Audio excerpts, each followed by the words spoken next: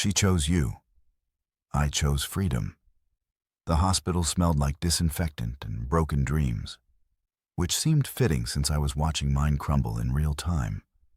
My wife, Elise, sat beside me in the emergency room waiting area, mascara streaking down her cheeks like war paint, clutching her phone like it was a lifeline to salvation. "Nick, please. You have to understand," she whispered, her voice cracking. "Brent was in an accident. I had to come." I stared at the fluorescent lights buzzing overhead, counting the dead flies trapped inside the plastic covers. Seemed like a metaphor for something, but I was too tired to figure out what. "Your ex-boyfriend from college calls you at midnight, and you drop everything to rush here," I said, my voice flat as a tire on gravel. "Yeah, that's totally normal married behavior. It's not like that.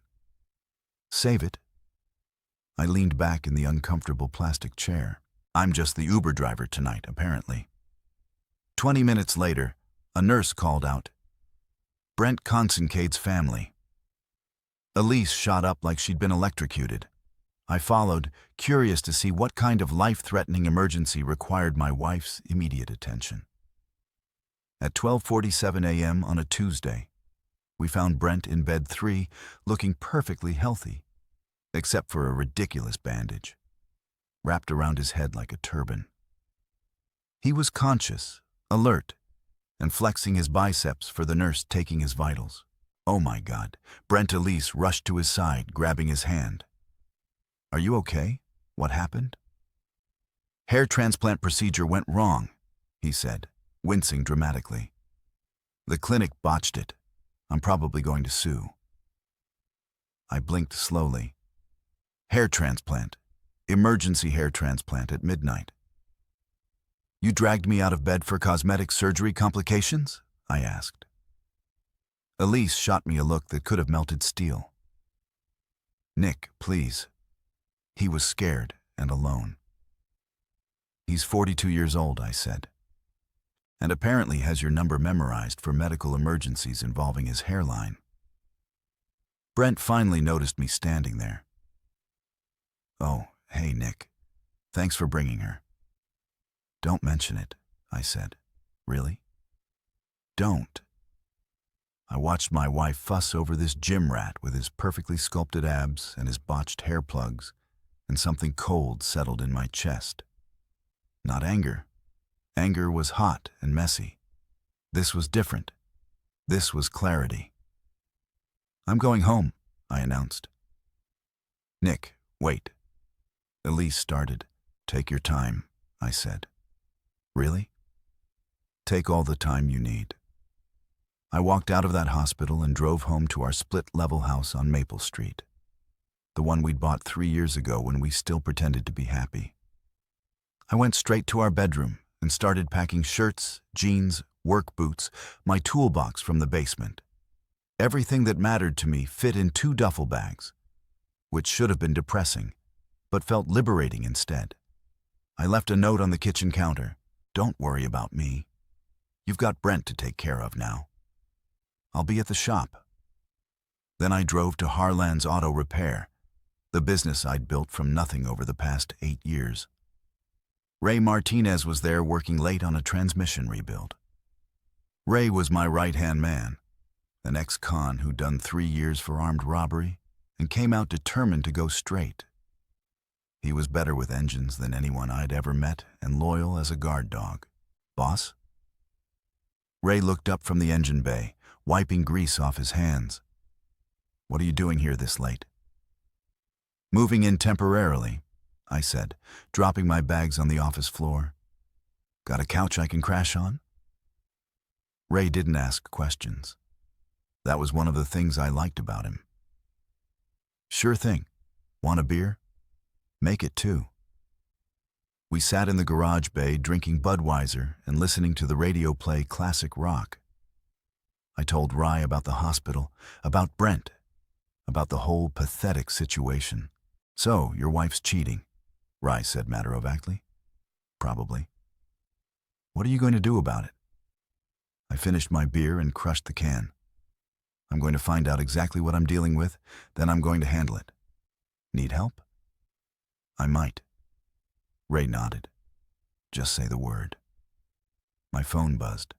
Text message from Elise. Where are you? We need to talk. Then another.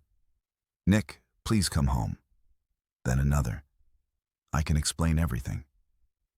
By morning, she'd sent 167 messages. I read every single one, watching her desperation escalate from confusion to anger to panic to bargaining. It was like watching someone drown in slow motion.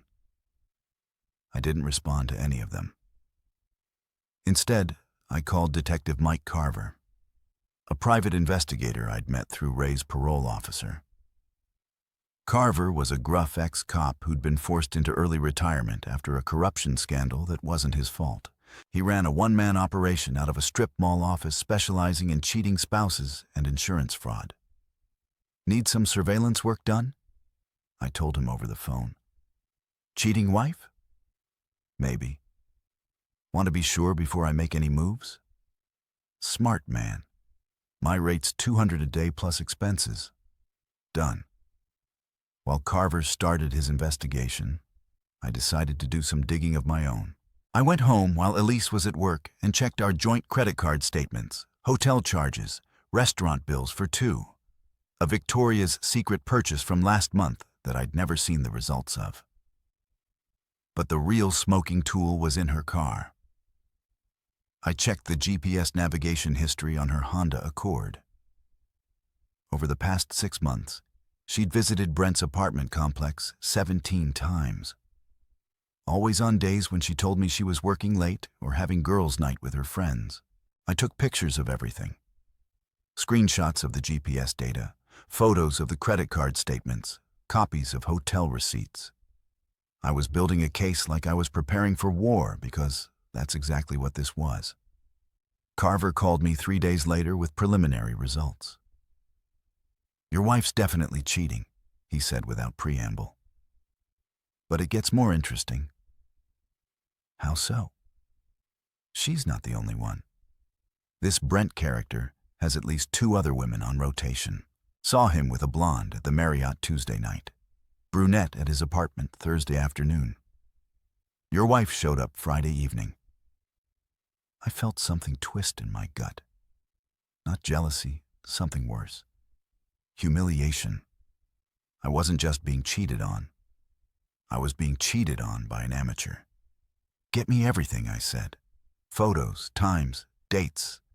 I want a complete picture. You got it. That weekend, I decided to do some surveillance myself. Ray helped me install a dash cam in my pickup truck and showed me how to use a telephoto lens he'd borrowed from a pawn shop. We parked across from Brent's apartment complex Saturday morning and waited. Elise showed up at 11 a.m. carrying a gym bag and wearing yoga pants that cost more than most people's car payments. She looked around nervously before heading into the building. There's your confirmation, Ray said. Yeah. I adjusted the camera lens. Let's see what else we can learn. We didn't have to wait long. At 2 p.m., a different woman emerged from the building. The blonde Carver had mentioned. She was crying, clutching her purse like it contained her life savings. Looks like trouble in paradise, Rye observed. 20 minutes later, Brent came out looking smug and satisfied. He got in his BMW and drove toward the gym. We followed at a distance. The Gold's Gym on Industrial Boulevard was Brent's natural habitat. He strutted through the place like he owned it, nodding at other muscleheads and checking himself out in every mirror he passed. I watched him through the window, noting his routine, his habits, his weaknesses. That's when I got an idea. Rye, I said, you still got connections from your old life. Depends what you need. Nothing illegal, just creative. Ray grinned. I like where this is going.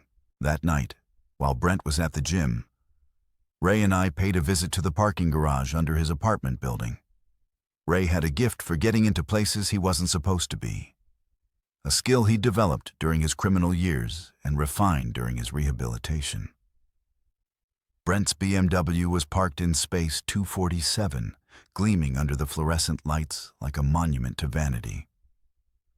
Ray walked around it slowly, examining the exterior. "Nice car," he said. "Be ashamed if something happened to it." "Nothing permanent," I said. "Just inconvenient." Ray nodded and got to work. He loosened the lug nuts on all four wheels. Not enough to cause an accident, just enough to make them wobble and create an expensive repair bill. Then he used a small drill to put tiny holes in the exhaust system, ensuring the car would sound like a broken lawnmower.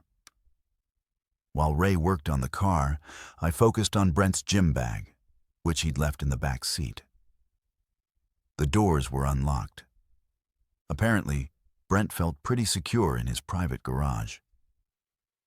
Inside the bag, I found his shampoo, body wash, and protein powder. I carefully opened the shampoo bottle and added a generous amount of NAR hair removal cream, mixing it thoroughly before closing it back up. "That's diabolical," Ray said, watching me work. "He's so vain about his hair. Figured I'd help him achieve a more natural look." We finished our work and left without being seen. The next phase of my plan was already forming in my mind. Sunday morning, I drove to Murphy's Bar and Grill, the local watering hole, where everyone in town eventually showed up. Old Pete Kowalski was holding court at his usual spot at the end of the bar, regaling anyone who'd listened with stories from his 40 years as a mechanic. Pete was a town institution, a 70-year-old Polish immigrant who knew everyone's business and wasn't shy about sharing it. He'd been hanging around my shop since I opened, offering unsolicited advice and keeping me entertained with local gossip. "Nick," Pete called out when he saw me. "Heard you and the missus are having some troubles." Small towns. You couldn't keep secrets even if you wanted to. "Something like that," I said, ordering a beer. "That's a shame. Elise always seemed like a nice girl." "Yeah, well, appearances can be deceiving." Pete leaned closer, lowering his voice.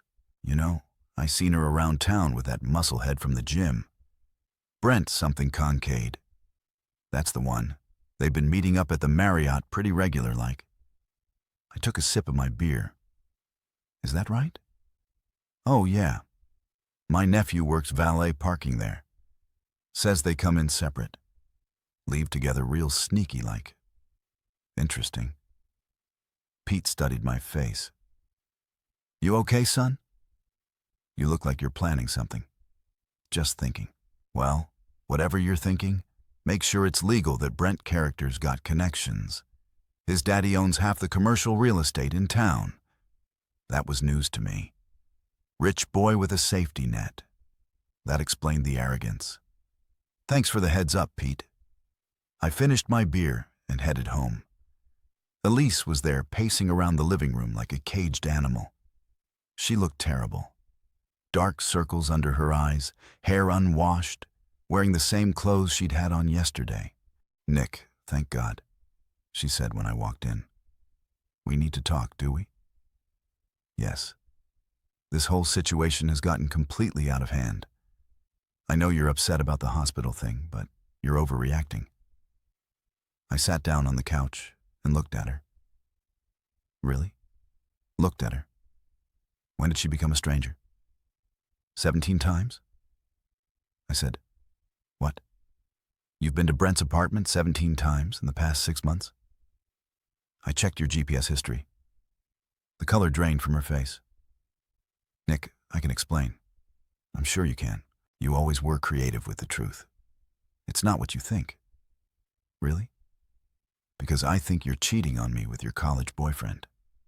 Am I wrong?" She opened her mouth and then closed it. The silence stretched between us like a chasm. "I want a divorce," I said quietly. "No." She shook her head frantically. "No, Nick, please, we can work this out. We can go to counseling. I'll stop seeing Brent, I promise. Stop seeing him. I laughed, but there was no humor in it. Elise, you rushed to the hospital at midnight because he had cosmetic surgery complications. You think this is something we can just work through? I made a mistake. You made a choice. Multiple choices. Over 6 months of choices.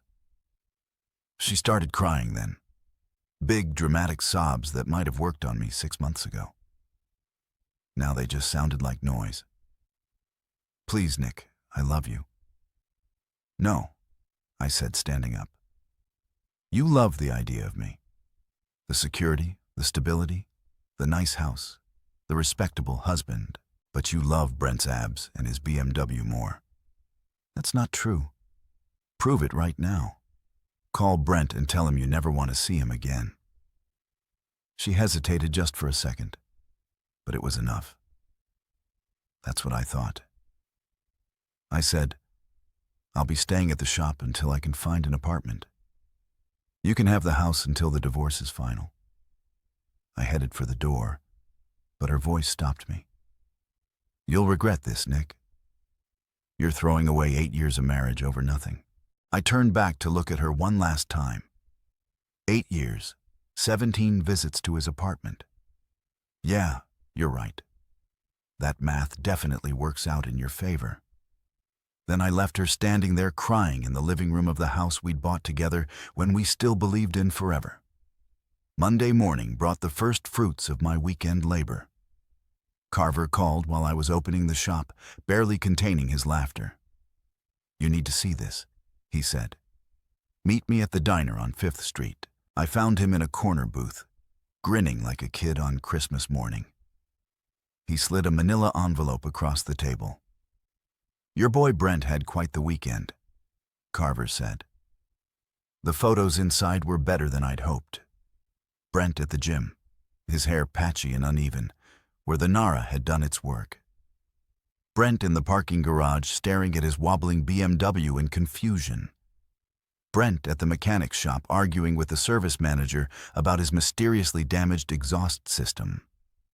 Gets better, Carver continued.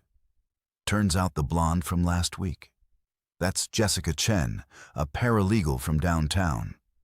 She found out about your wife in the brunette. Girl named Amanda Torres, who works at the bank. Jessica confronted Brent yesterday at his apartment. Neighbors heard the whole thing. What did she say? Called him a lying, cheating piece of garbage. Threw his gym bag off the balcony. Made quite a scene. I studied the photos more carefully. In one shot, Brent was on his hands and knees in the parking lot, collecting scattered protein bars and workout gear. His partially bald head gleamed under the streetlights. This is good, I said. But I need more. What kind of more? I want to know everything about this guy. His job, his finances, his weaknesses. If he's juggling 3 women, he's probably cutting corners somewhere else too. Carver nodded. I'll dig deeper. Might take a few days. Take all the time you need. I'm not going anywhere. That afternoon, Elise showed up at the shop. She looked better than she had yesterday. Showered, dressed professionally, makeup carefully applied. She was trying to project strength, but I could see the desperation underneath. Nick, we need to discuss this rationally, she said, standing in the doorway of my office. Rai looked up from the engine he was working on, wrench in hand. Want me to handle this, boss? It's fine, Ray. This won't take long. Elise stepped inside, closing the door behind her. I've been thinking about what you said yesterday. And you're right, I made mistakes. But marriage is about forgiveness, isn't it? About working through problems together? Some problems, sure. Cheating for 6 months isn't a problem, Elise. It's a choice. I was confused. Brent and I have history. And when he came back to town, old feelings got stirred up. But it doesn't mean anything. Doesn't mean anything. I leaned back in my chair. You spent our anniversary weekend at the Marriott with him. You bought lingerie with our joint credit card for him. You lied to me every single day for 6 months. But it doesn't mean anything. Her composure cracked slightly. How do you know about the hotel? I know about everything, Elise. The question is, what are you going to do about it? I'll end it with Brent today. Right now, if you want. Too late. What do you mean, too late? I opened my desk drawer and pulled out a business card. I've already filed for divorce. You'll be served papers tomorrow. You can't be serious. Dead serious. She stared at the card like it was a death warrant. I won't make this easy for you. I didn't expect you to. I'll fight for half of everything. The house, the business, your savings. I'll take you for everything you're worth. Good luck with that. I stood up and opened the door. Now get out of my shop. She left, but not before throwing me a look that promised war. That evening, I met with my lawyer, Sarah Mitchell, a sharp woman in her 50s who specialized in divorce cases. She reviewed the evidence I'd gathered, the GPS data, credit card statements, hotel receipts, Carver's surveillance photos. This is excellent documentation, she said. With evidence this clear, she won't have much leverage in the settlement. What about her threat to go after the business? The shop was established before your marriage, and you can prove you built it with your own capital and labor. She might be entitled to some appreciation in value, but she can't touch the core business and the house joint asset. So, you'll probably have to split the equity, but given her infidelity, we might be able to negotiate a more favorable arrangement.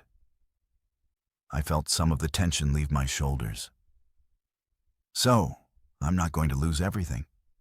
Not even close. She's the one who should be worried. The next morning, Ray arrived at the shop with interesting news. Remember how you wanted to know more about Brent's situation? Yeah. Turns out my cousin works at Morrison Financial, where Brent's got his day job. Says the guy's been using company equipment for some kind of side business. Cryptocurrency mining or something. That's against company policy, I'm guessing. Big time. They've been trying to figure out why their network's been running slow. If someone happened to tip them off about what's causing it, I smiled. That would be unfortunate for Brent. Real unfortunate. Your cousin have any way of documenting this? He might, for the right price, make it happen. While Ray worked his connections, I decided to pay a visit to Murphy's Bar. It was happy hour, and the place was packed with the usual crowd of construction workers, office drones, and retirees. Perfect for spreading some carefully selected information.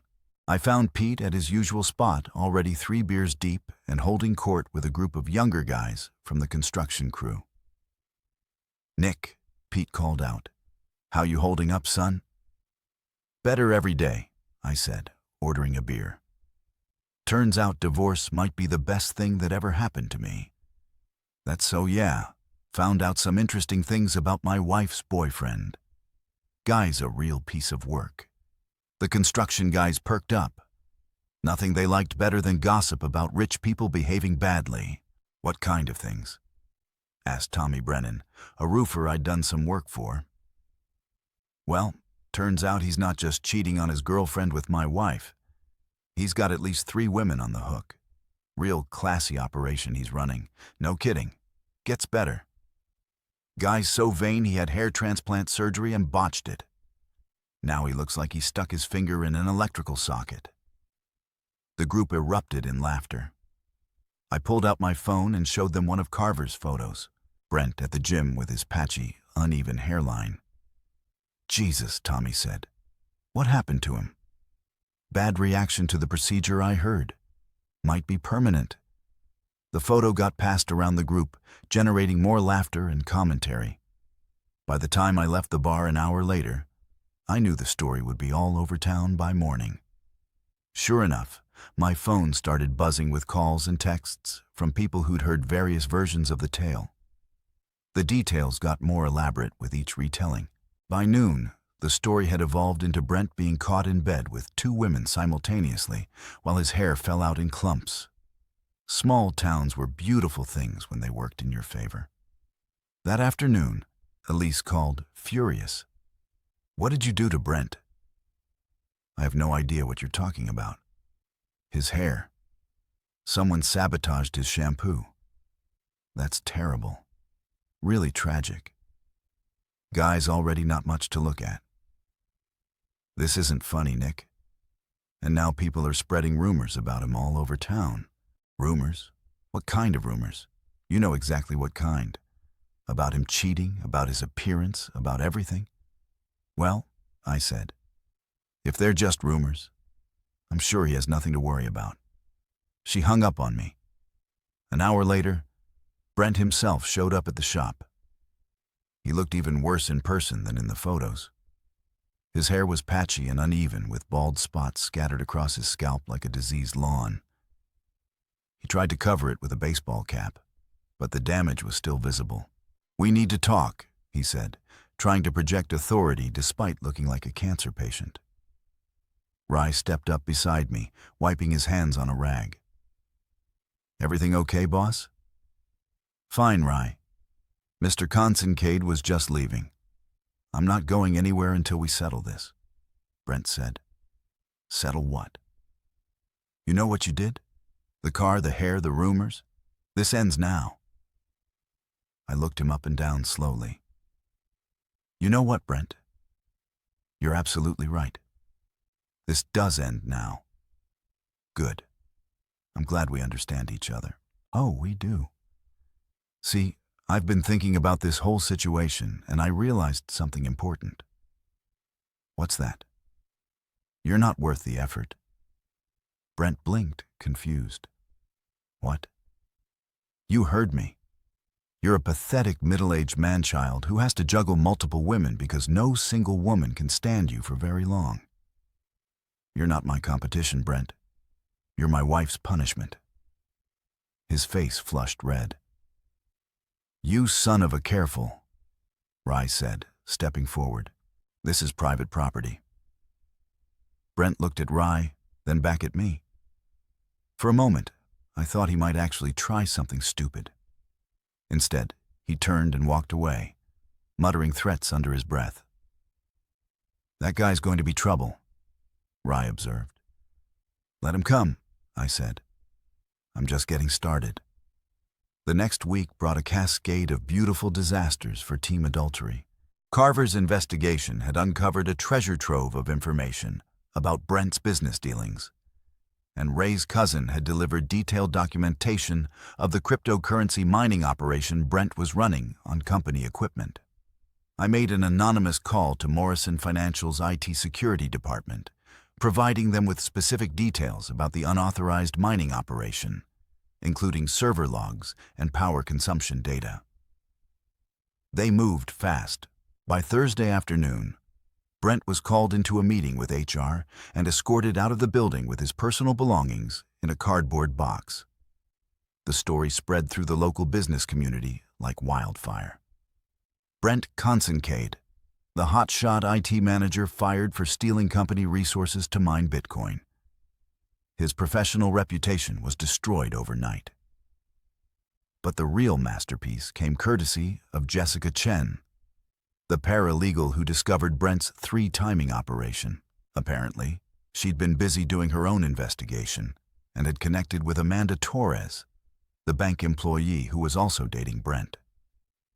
Together, they'd compiled a comprehensive dossier of his lies, manipulations, and infidelities. Jessica, being a paralegal with access to legal resources and a vindictive streak, had created a detailed timeline of Brent's activities and shared it on social media. The post went viral locally, complete with photos, receipts, and screenshots of his dating app conversations with multiple women. The post was a work of art. Jessica had documented every lie Brent had told, every promise he'd broken, every woman he'd deceived. She'd even included financial records showing how he'd been using different women to pay for his lifestyle, dinners, hotel rooms, gym memberships, even his rent. Elisa's name featured prominently in the timeline, along with photos of her entering and leaving Brent's apartment. The post made it clear that she wasn't just another victim. She was a willing participant who'd helped him deceive other women while deceiving her own husband. The reaction was swift and brutal. Elisa's social media accounts were flooded with comments from friends, co-workers, and acquaintances expressing shock and disappointment. Her carefully curated image as a successful marketing executive and devoted wife crumbled in real time. Her boss called her into a meeting Friday morning to discuss concerns about her judgment and professionalism.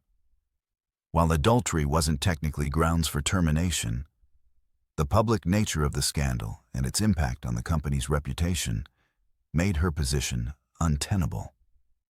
By Friday afternoon, she was cleaning out her desk. Meanwhile, Brent's situation continued to deteriorate. Without his IT job, he couldn't afford his expensive apartment. His BMW was repossessed when he missed 2 payments. The other women he'd been stringing along had all cut contact, leaving him isolated and broke. The patchy hair situation had gotten worse, not better. Whatever reaction he'd had to the Na had caused permanent damage to his follicles. He'd tried to fix it with more surgery, but that had only made things worse. Now he looked like he'd been attacked by a weed trimmer. Saturday evening, I was at Murphy's bar celebrating my freedom with Ray and Pete when Elise walked in. The entire place went quiet.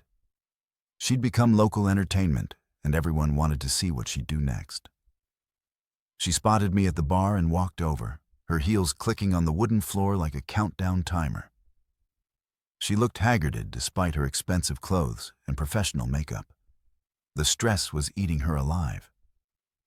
"Nick," she said, trying to sound casual, "can we talk privately?"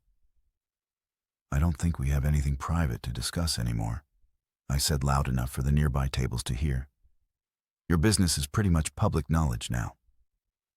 A few people chuckled. Elisa's face flushed red. "Please," she said quietly. 5 minutes. I looked around the bar at all the faces watching us like we were primetime television. "Sure, talk. Not here. Here's fine. These are my friends. They've heard all about you already." She glanced around nervously, realizing she was trapped. "I lost my job, I heard. Shame about that. They said it was due to reputation concerns." "That's not legal, Nick. I could sue them. You could try. Might be hard to prove discrimination when there's photographic evidence of you helping your boyfriend defraud other women." "I never defrauded anyone." "Really? So you told Jessica and Amanda about each other? You let them know they were sharing Brent with you and your husband's credit card." The bar had gone completely silent now. Everyone was listening to our conversation like it was a radio drama. "That's different," she said weakly. "How?" It's complicated." "No, it's really not. You helped a con artist run multiple scams on different women while stealing money from your husband to fund it." "That's not complicated. That's just criminal." "I want to work this out, Nick. We can go to counseling. Start over somewhere else." I looked at her for a long moment, studying her face. She was still beautiful, still charming when she wanted to be. But I could see the desperation underneath now, the calculation behind every word. "You know what the funny thing is, Elise? I actually might have forgiven you if you'd just been honest about it. I can be honest now. Too late. See, I know about the other stuff too." Her face went pale. "What other stuff?" "The credit cards you opened in my name. The money you transferred from our joint savings to your personal account. The loan you took against the house without telling me." She opened her mouth, then closed it. The bar was so quiet that you could hear the ice maker cycling in the kitchen. I was going to leave you anyway, she whispered. I just needed time to get my finances in order. And there it was. The truth, finally. She hadn't been confused or conflicted. She'd been planning her exit strategy for months, using Brent as her escape route while systematically looting our joint assets. I know, I said. My lawyer found all of it. The hidden accounts, the forged signatures, the fraudulent loan applications. You're not just a cheater, Elise. You're a thief. The color drained completely from her face now. Nick, please. The best part, all of that financial fraud you committed. That's going to make the divorce real simple. See, when one spouse commits felony theft against the other, they forfeit their claim to joint assets. You can't prove. Actually, I can. Bank records, signature analysis, digital forensics. My lawyer has everything. She stood there for a moment, swaying slightly, looking like she might faint. Then she turned and walked out of the bar without another word. The place erupted in conversation as soon as the door closed behind her. I finished my beer and headed home to my new apartment, feeling lighter than I had in months. Monday morning brought the final piece of the puzzle. Carver called with news that Brent had been arrested for check fraud. Apparently, he'd been writing bad checks to cover his expenses since losing his job. One of them had been to his landlord, who'd pressed charges. Guys, looking at 6 months minimum, Carver said. Probably more if they dig into his other activities. What about Elise? Your lawyer filed the fraud charges this morning. She'll be arrested by end of business today. I hung up and looked around my shop, my profitable, debt-free, wholly owned business that Elise would never be able to touch. Rye was under the hood of a Chevy, humming along to the radio. Pete was in his usual corner reading the newspaper and offering commentary to anyone who'd listened.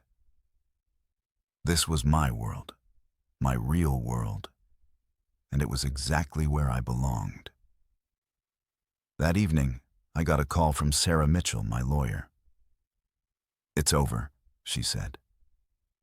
Elise signed the settlement agreement. She gets nothing except her personal belongings and whatever's left in her personal accounts after she pays her legal fees. What about criminal charges? She's pleading guilty to theft and fraud, probably looking at probation and restitution, but no jail time if she cooperates fully. And Brent? Not my case, but I heard he took a plea deal. 6 months in county, 3 years probation. I hung up and sat in my apartment looking out at the town I'd called home for 15 years. Tomorrow, Elise would be gone, moving back to her parents' house in another state, starting over with nothing but debt and a criminal record. Brent would be in jail, his career destroyed, his reputation ruined, his vanity permanently damaged by his patchy, scarred scalp. And I would be here surrounded by friends who'd stood by me, running a business I'd built with my own hands, free from the weight of a marriage that had been dead longer than I'd wanted to admit. The phone rang. It was Ray. Boss, you want to come down to Murphy's? Pete's buying rounds for everyone. Says we're celebrating your independence. I smiled. I'll be right there. I walked into Murphy's bar to find half the town waiting for me. Pete raised his glass as I entered. To Nick Harland, he called out. A man who knows how to handle his business. The crowd erupted in cheers and applause. I looked around at all these faces. Mechanics and construction workers, shop owners and retirees. People who worked hard and played fair and didn't have patience for liars and cheaters. My people, my real family. I raised my beer and smiled. To justice served cold. The crowd roared its approval. In the corner, someone had started a dartboard game using a printed photo of Brent's patchy head as the target. The whole bar was laughing, drinking, and celebrating the downfall of 2 people who thought they were smarter than everyone else. as I stood there surrounded by genuine friends, watching my cheating ex-wife's lover's mug shot pinned to the dartboard, I realized something profound. Revenge wasn't just about punishment. It was about restoration. It was about setting the world right again. And tonight, in this bar, in this town, in this moment, the world was exactly as it should be. Music, applause, music, applause, music,